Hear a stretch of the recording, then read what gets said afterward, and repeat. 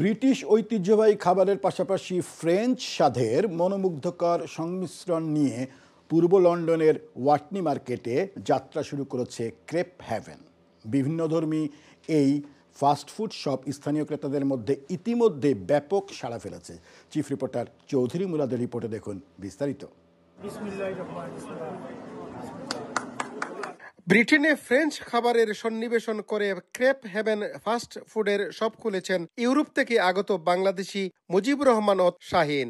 আজকে নয়া ওপেনিং করছি আমরা ক্রেপ একটা স্পেশাল ফ্রান্স ফুড।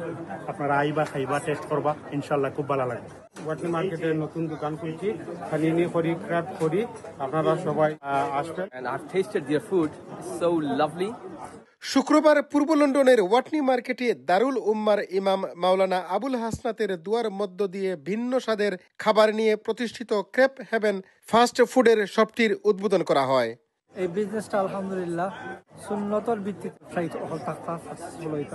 আজকে এই যে শপটা অত্যন্ত ব্যতিক্রমধর্মী, উন্নতি কামনা করছি, ব্যবসায়িক সফলতা কামনা করছি।